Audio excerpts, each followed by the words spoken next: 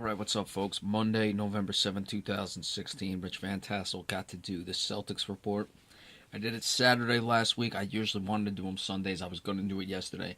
However, they had a game to play, so I just wanted to see that game before I did the report, and I'm glad I did because the Celtics got drubbed in that one.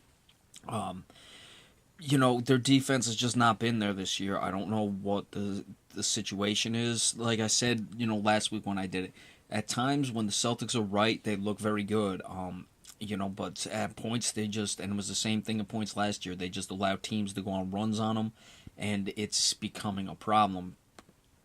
Yesterday, Emmanuel Mudiay was out of his mind, got Denver off to a hot start, so you got to temper that a little bit. Prior to that, their only two losses had been on the second nights of back-to-backs where they had to travel from Boston to Chicago and then Cleveland, respectively.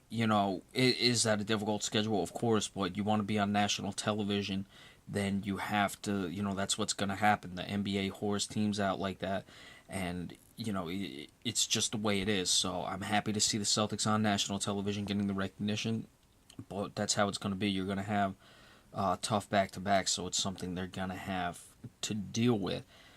Jaylen Brown, everyone thinks that it's the greatest thing because he had the good game against LeBron. Okay, if you want to think that, that's certainly your right.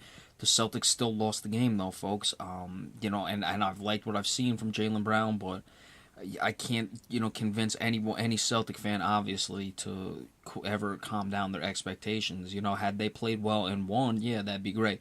But I want to see this team win. I don't want to see Jaylen Brown play good and he loses. The rebounding's a big problem. I know for whoever watches this is going to disagree. Amir Johnson is not getting the job done. I don't care that he hit the 4 threes against the Chicago Bulls that night. That just means he'll shoot 15% from 3 for the rest of the season. That's great. Okay, he made a couple of 3-point shots in a game that he had no business going in. It was ridiculous. But the guy is a 6'9" power forward, and he's averaging 4 rebounds a game. That's just not good enough for a team that's struggling to rebound. Tyler Zeller right now is a better option than he is. I mean, Jonas Jerebko is a better player than he is. This guy's getting paid $12 million a year for 7.5 points. Oh, and you know what? If he was doing very good in the rebounding department, I might consider that $12 million being worth it. But 4 rebounds a game. This is a guy in his career who doesn't even have 6 rebounds a game. He's been in the league for this is his 12th season. It's just not good enough. If the Celtics want to go anywhere, they're going to have to start rebounding the basketball, and Amir Johnson's going to have to do it. For whatever reason, people act like I'm crazy for thinking Amir Johnson's overpaid. 7.5 points, 4 rebounds per game, folks. He's overpaid. It's just as simple as that. There's no ifs, ands, or buts for it. He's not doing anything. So, people can say whatever they want, to say I'm an idiot, this, that, and the other thing, but you're a fool if you think Amir Johnson is getting the job done. And look at this. He's 4 for 7 on 3 points this season, and he was 4 for 5 in that game. So that's okay. He's 0 for 2 the rest of the ways. We'll have to see. I'll actually give him the benefit of the doubt in that situation. The guy is a 32 career percent 3-point shooter. So Amir Johnson is dog shit.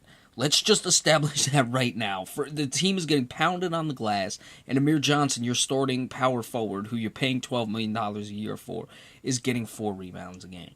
So they're going to have to figure out what they're going to have to do with him. I would go with Horford when he comes back and Tyler Zeller. Tyler Zeller is probably making about a third of what Amir Johnson is getting paid, and is probably twice the player, to be honest. But we'll see how that goes. Obviously, Al Horford coming back, that's going to be an important part. Well, Tyler Zeller's making $8 million a year, so he's getting paid a lot of money. But, we'll see what happens when Al Horford comes back. If they can get things started, they've really got to figure out their defense. It's just not been good enough. Marcus Smart coming back, we'll see, but they got to figure some things out. Most importantly, get Amir Johnson on the bench. He shouldn't even be a rotation player. You're getting pounded on the glass. He's not getting the job done. Amir Johnson sucks. The next person who tells me Amir Johnson is a good player well, you're just confirming that you're an idiot. So we'll see how it goes. Again, it's early on. I expect the Celtics to figure things out, but I can't say enough about how bad Amir Johnson is, and everyone's going, whoa, he went 4 of 5 from the 3-point land. Yeah, okay, great. Let's see how he shoots from three the rest of the year. How about, I'll tell you what, I'll trade every one of those threes he made in that game for him to average 8 rebounds a night. So that's it. Got to figure out the defense. Jaylen Brown, temper your enthusiasm. He played well in the game they lost. He's looked good. But we'll see what happens when Jay Crowder gets back. Got to get their legs going. Got to just figure out the consistency for the Celtics. And I'll say it one more time. Get Amir Johnson out of the rotation. We'll see you next time, folks. Have a good one.